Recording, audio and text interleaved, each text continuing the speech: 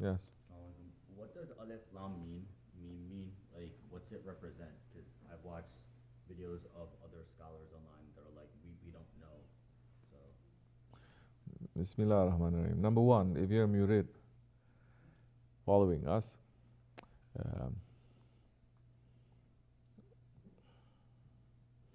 to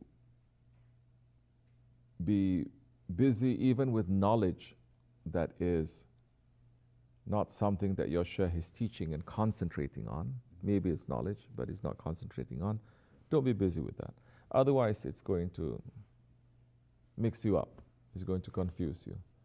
Because this kind of knowledge about the meanings of the hidden letters, this is a vast ocean that in the old days it was forbidden for most people to speak about it. In these days, everyone speaks about it. And it is corrupt. So there is knowledge, but if the knowledge is confusing and the knowledge is corrupted, stay away from it. You understand? Those are, they have so many secrets to that, but we must look to see if it is something that is concerning us.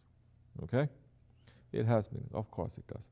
It's impossible. Those who say don't have meaning, I question their faith, because Allah never creates anything without meaning, much less so His own words without any meaning. And there are those that they would know the meaning, maybe not complete meaning, because the meanings of the Quran Karim, the meanings of Allah's words, Quran, it is alive and it's always changing. So you cannot capture it. But there are those that if Allah wants, He says, this one is going to know the meaning, this one is going to know the meaning, or this one is going to know the meaning. You understand? So what is important here, I'm trying to tell you, it is adab. With manners, with protocol, knowing what is according to that moment, right and wrong, what you have to do, what you don't have to do. The knowledge may reach to you, the wisdom may reach to you, the secret may reach to you. Hazrat Shams, he had a piece of raw meat. He took it in his hand and he looked at the sun and he says, you are Sham and I'm Shams. He says, let's see which one is going to cook this meat. And he made a karamat, and the side of the meat that is on his hand, it cooked. He put it in his jubba. He walked. He went to see a sultan. Sultan says, please give us some sohbat. He gave sohbat. Then he says, I have to go. Sultan says, before you go, give us something for your barakat, for your blessings. He took out the meat and he gave to the Sultan. Sultan looked at that, smiled and says, oh Allah, thank you very much. Hazrat Shams went.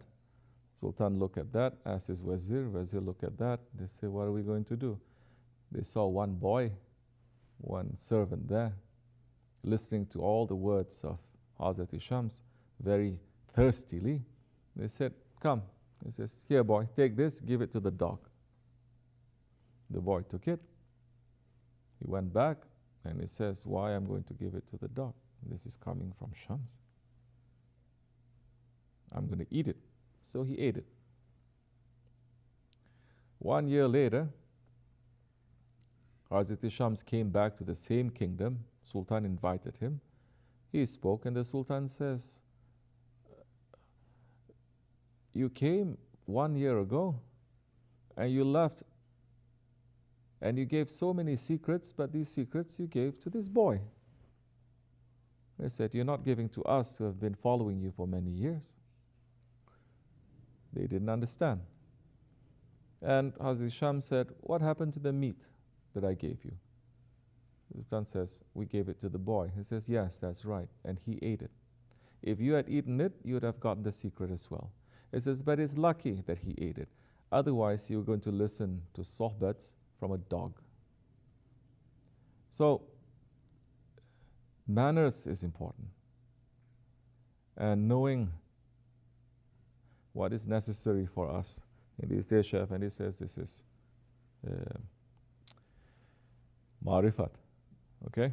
Otherwise, leave all these things. There's so many things that are out there, so many things that is going to confuse you.